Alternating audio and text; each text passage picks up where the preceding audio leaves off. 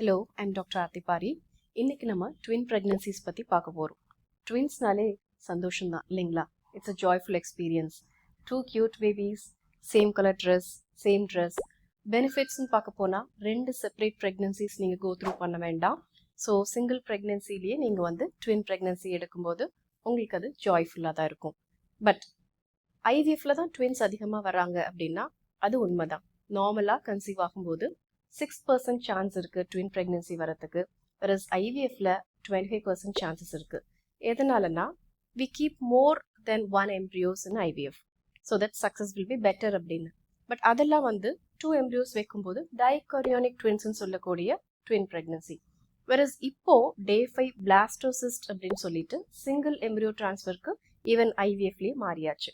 So உங்களுக்கு ப்ரெக்னன்சியில் twins வரதுக்கான chances ரொம்ப கம்மி. பட் ஸ்டில் அந்த ஒரு எம்ப்ரியோ ஸ்பிளிட் பண்ணி 2 ஜைகோட்ஸாக monochorionic twin pregnancy very rarely form ஆகலாம். அதில் காம்ப்ளிகேஷன்ஸ் ஆஃப் த ஃபீட்டஸ் அதிகம். வெரஸ் இந்த ட்வின் ப்ரெக்னன்சியில் மதருக்கான காம்ப்ளிகேஷன்ஸ் கொஞ்சம் அதிகமாக இருக்கும். லைக் ப்ரெக்னன்சியில் வரக்கூடிய ஹைப்பர் டென்ஷன், ஜெஸ்டேஷன் டயபிட்டிஸ்ன்னு சொல்லக்கூடிய கர்ப்பகால சர்க்கரை நோய், ஐயூஜிஆர் அதாவது குழந்தையோட வளர்ச்சி கம்மியாக இருக்கிறது, லோ பர்த் வெயிட் பேபிஸ் இருக்கலாம், குறப்பிரசவம் ஆகலாம், ஸோ என்ஐசியூ கேர் தேவைப்படலாம், அது இல்லாமல் சிசேரியன் போக வேண்டி வரலாம். ஸோ இதெல்லாம் complications of twin pregnancy.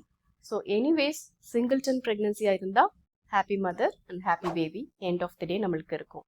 So இந்த வீடியோ உங்களுக்கு யூஸ்ஃபுல்லாக இருந்ததுன்னா share to your dear ones and follow for more. Thank you.